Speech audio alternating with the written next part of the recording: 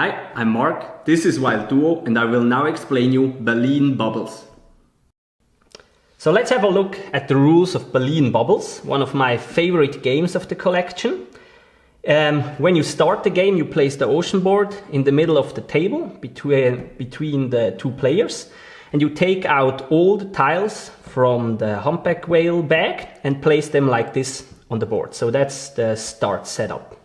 So in the game, it's all about that you are a pack of humpback whales and you want to hunt down your school of fish. So the black player wants to hunt down this school of fish and the blue player this school of fish.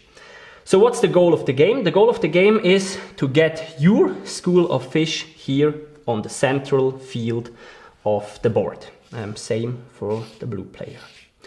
So how is the game played? So in the game you take turns, and when it's your turn you move one of your tiles. So either your school of fish or the humpback whales. So how can the tiles move? They can move vertically, they can move horizontally if they are not blocked, of course, and they can move diagonally.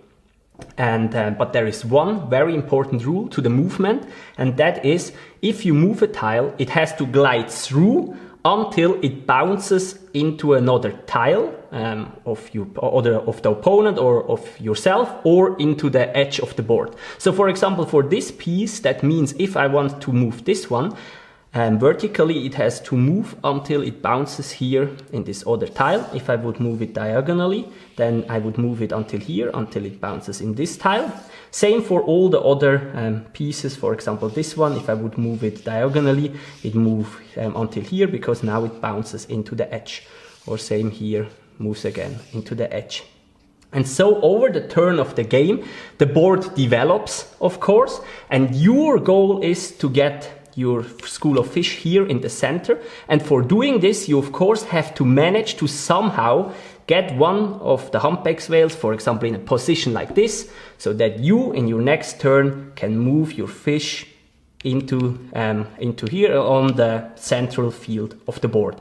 And once you have done this, you win the game. There are 3 special rules that I want to mention shortly. The first is blue always starts the game, and it's important that there is one forbidden starting move, and that's this one.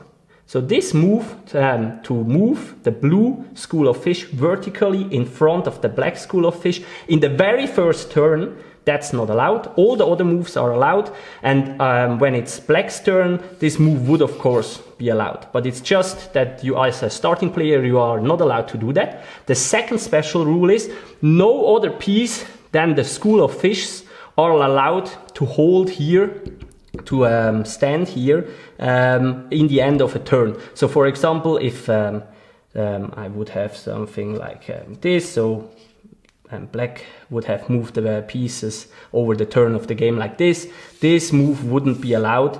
So it's never allowed that a blue a humpback whale stands or stays on the central field. That's only allowed for the school of fish. And the last rule is there is a second way of winning the game, and it's a rare one, but sometimes it can happen.